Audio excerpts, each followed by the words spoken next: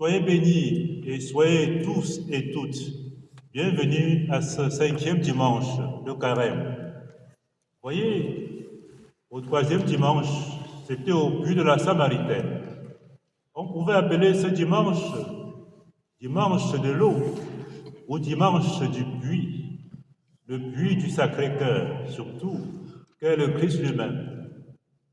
Le dimanche passé, avec la guérison de l'aveugle-né et la révélation du Christ comme lumière, lumière du monde, on l'a appelé dimanche de la lumière.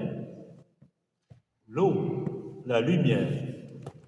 Ce dimanche, le Christ fait une révélation forte sur lui-même, sur son identité. Je suis la résurrection et la vie. Après avoir dit cela, il pleura. N'oubliez jamais ce court verset de toute l'Écriture. Jean 11, 35. Et Jésus pleura. Et Jésus pleura.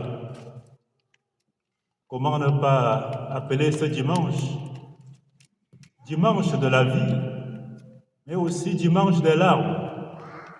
Les larmes du Christ, les larmes de deuil, mais les larmes desquelles jaillissent, n'est-ce pas, la vie, les larmes desquelles jaillit la vie en abondance.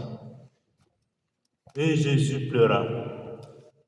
Vous vous rappelez qu'Ambroise de Milan nous disait que dans l'Église, il y avait deux eaux. Les eaux du baptême, les larmes de pénitence, les larmes de deuil, les larmes de la souffrance. Et Jésus pleura. Pourquoi pleurait-il? Pourquoi pleurer? Pourquoi n'avait-il pas fait à distance un miracle comme il sait bien le faire? Vous savez, le phénomène distanciel ou présentiel n'est pas nouveau comme on pense. Jésus savait guérir à distance. Pourquoi n'en a-t-il pas fait pour Lazare son ami, comme il le fit pour le fils de l'officier royal? À la maladie de son ami, qu'il aimait bien, Lazare de Béthanie, on dit qu'il avait fait 2 autres jours, attendant qu'il meure. Pourquoi pleurer alors qu'il sait que lui, Jésus, qui dit être la résurrection et la vie, va le ramener à la vie? Pourquoi pleurer? Est-ce une comédie?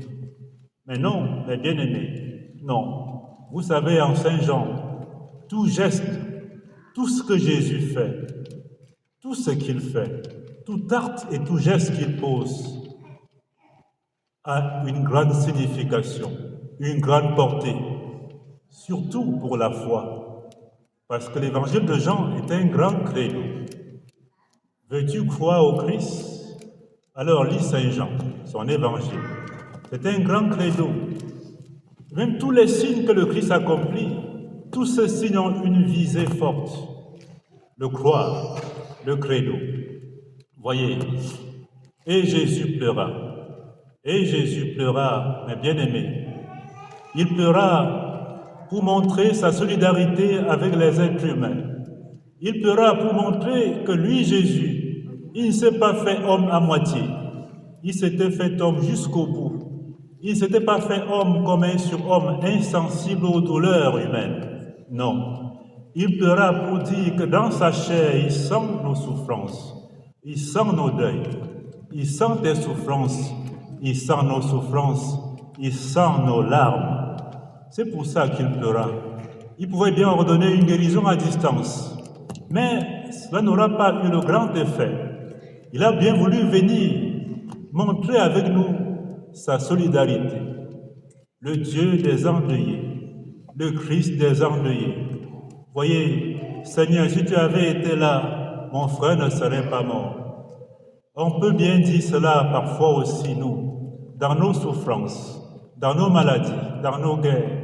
Quand on voit l'égorgement, quand on voit la permanence du mal, du sang versé, de par le monde, on est flatté aussi de faire comme Marthe Marie. Seigneur, où es-tu donc? Si tu avais été là, on n'aurait pas eu cela. Si tu avais été là, ma sœur, mon frère, ma sœur, mon mari, mon époux, mon épouse, mes bien-aimés, ne seraient pas morts. Et pourtant, Et pourtant, il est toujours là. Il est toujours là. Vous connaissez le chant? Tu es là au cœur de nos vies, et c'est toi qui nous fais vivre. Tu es là au cœur de nos vies, bien vivant, ô Jésus. Il est toujours là, parfois comme le sel dans la sauce, de façon discrète, invisible. Mais il est là. Il est là parce qu'il est le Christ des endeuillés. C'est le Dieu des souffrants. C'est le Dieu de ceux-là qui pleurent. Le Dieu de ceux-là qui sont endeuillés. Voyez, il n'y aura jamais plus de deuil que le deuil porté par Jésus lui-même. Personne ne pourra porter le deuil plus que lui. Le grand deuil de l'humanité s'est passé à la croix du Seigneur. C'est pour ça, mes frères, mes sœurs, quand tu as deuil, ou quand tu souffres, n'oublie jamais d'inviter Jésus. Inviter Jésus à ton deuil. Inviter Jésus pour qu'il t'aide à faire le deuil, à porter le deuil. Parce que personne ne peut faire plus que lui. La croix est le lieu fort, ne l'oubliez jamais, où le Christ a porté le deuil de nous tous et toutes. Ceux qui étaient, ceux qui sont et ceux qui seront. À la croix, il a fait les funérailles de nous tous. Parce que Lazare ici n'est que le représentant de l'humanité qui souffre, de l'humanité qui est limitée devant la mort. Et Jésus pleura. Et Jésus pleura. Il ne s'est pas seulement contenté de pleurer. Vous savez, nous les humains, nos larmes s'arrêtent au tombeau. On pleure et on s'arrête à la tombe parce qu'on n'y peut rien. Mais ces larmes vont plus que la tombe.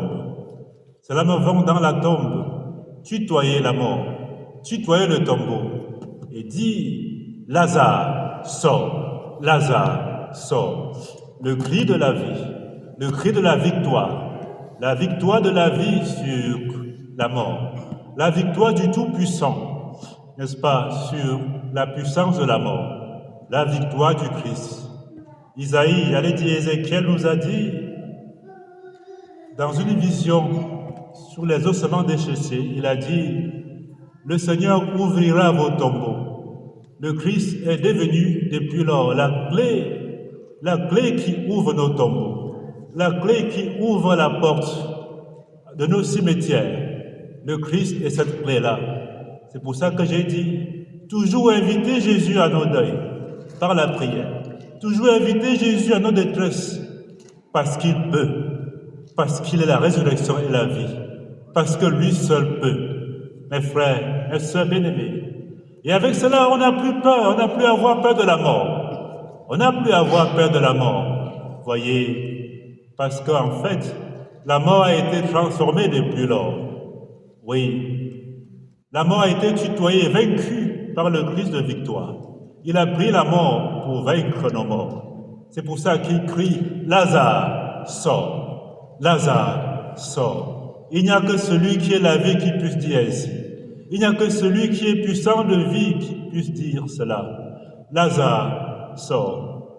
Mes chers frères, mes sœurs bien-aimés, c'est avec cela que nous allons accueillir nos catéchumènes aujourd'hui. Ce troisième scrutin les fait donc passer de la mort à la vie. La mort au péché, à la vie du Christ, la vie que Dieu donne. Voyez-vous, la résurrection est liée à la vie. C'est pour ça que pour Lazare, on préfère pas tellement résurrection, mais on préfère retour à la vie. Parce que normalement, quand on ressuscite, on ne meurt plus. D'où je suis la résurrection et la vie. Quand on ressuscite, on ne meurt plus. Or, Lazare devra encore mourir avant d'entrer dans la gloire de Dieu. Lazare sort, le cri de victoire, le cri de l'amour, le cri de compassion, le cri de sa solidarité avec nous. Et j'achève. Ce récit cache un autre récit, si vous êtes très attentifs. Il y a ici, en fait, deux deuils. Un autre deuil s'annonce dans le deuil de Lazare. Une autre tombe s'annonce dans la tombe de Lazare. C'est celle du Christ. C'est le deuil du Christ. Le Christ a enlevé Lazare du tombeau et pour y prendre place. Parce qu'il devra mourir. Il devra mourir Et on comprendra cela le matin de Pâques, quand après sa mort, il vaincra le tombeau et ressuscitera.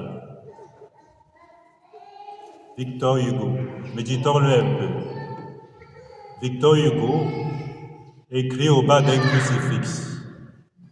Il disait, vous qui pleurez, venez à ce Dieu car il pleure. Vous qui souffrez, venez à lui car il guérit. Vous qui tremblez, vous qui avez peur, venez à lui car il sourit. Vous qui passez, vous qui mourrez, venez à lui car il demeure.